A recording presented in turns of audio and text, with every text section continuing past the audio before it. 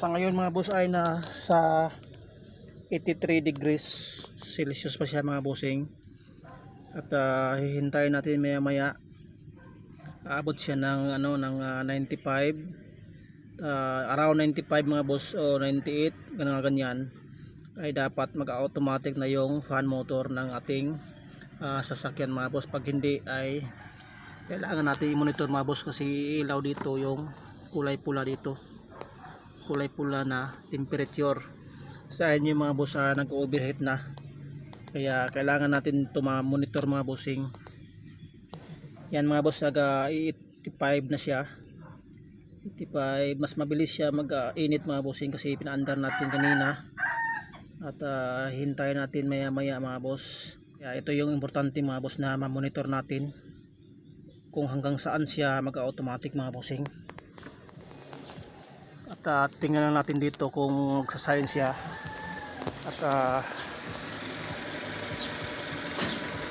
hintayin natin ng saglit mga boss. Kasi nabunggo kasi itong mga bossing, pumutok yung fuse na to. Itong fuse na to pumutok dyan. Ito yung pinakarili niya. Siya na magsusupply ng kuryente papunta doon para mag-ikot yung fan motor natin. Hintayin natin ng maya maya. Yan mga boss, nasa 87 na siya. Ano, 87.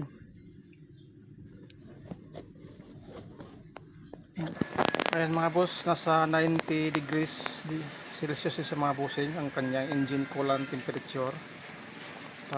I-monitor natin mga boss kung hanggang saan siya mag-automatic.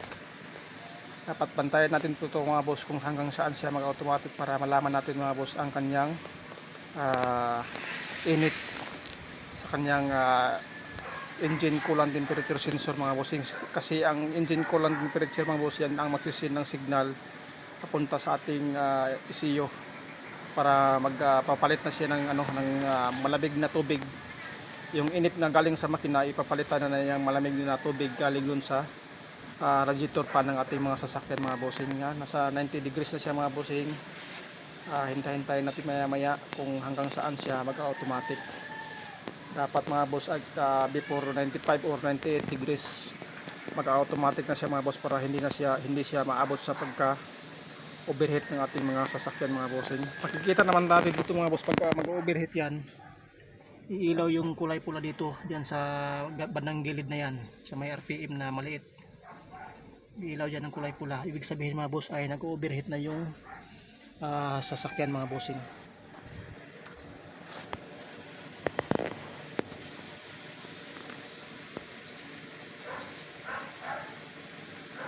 Pero maya maya mga boss, sigurado ay iikot na tong fan motor niya. Tingnan natin dito mga bossing. Kung matigas na ito mga bossing, ibig sabihin ay malapit na siyang mag-automatic mga boss. Wala pa naman. At pag mag-automatic na siya mga boss, yan, nag-automatic na siya, nasa 90 degrees. Tingnan natin yung motor. Mga boss, bago na siya, nasa 90 degrees yan. Huminto na mga boss, huminto na yung ikot yung motor niya. Yan. Yan. Tingnan natin doon kung ilang degrees ang kanyang inaabot. Bumaba siya ng 88 degrees Celsius. Yan ang hinihintay natin mga boss, 87.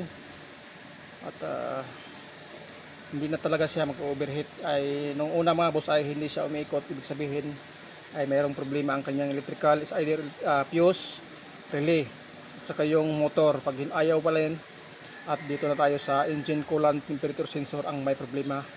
Hintayin natin pangalawa mga boss kung iikot ba siya, at aabot siya ng 90 degrees bago siya umiikot. Yan mga boss, yan 90 na. Maya maya iikot na yan. Pag bumaba na yung mga bossing, at bumaba siya ng 88 o 87, ibig sabihin mga boss ay kumalma ang kanyang lamig. Tingnan natin mga boss.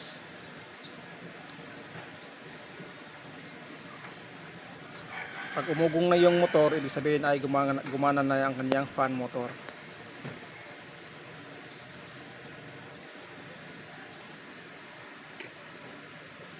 Ayan, maya konti, malapit na yan.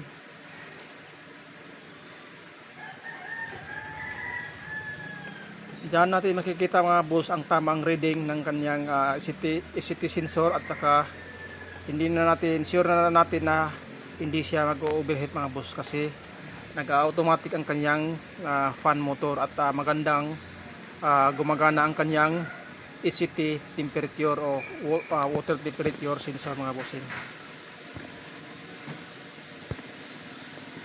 Muna natin ulit, gagana na yan.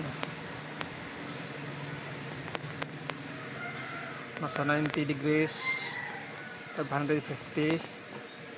At hintayin natin maya maya at gagana na yan.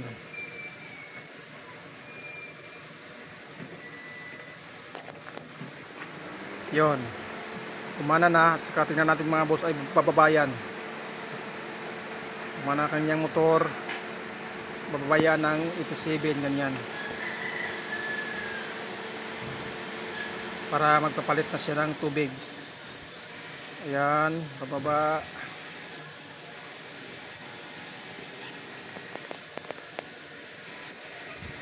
$100, 88, 87, yan. Yan ang pinaka last niyang baba mga bossing. At babalik yan pataas. Ayan. Ayan mga boss, at na sure na natin na hindi na siya mag-overheat kasi gumagana na ang kanyang fan motor at nagka-automatic na. Ang dahilan mga boss ay itong fuse na to. May dalawang relay ito mga bossing. Ito sa aircon, pag inuunan ng aircon gumagana yung fan motor, ito yon sa mga BIOS 2023 model ito. At saka ito yung pagka-automatic niya sa hindi pa naka-on yung aircon ng inyong mga sasakyan mga bossing.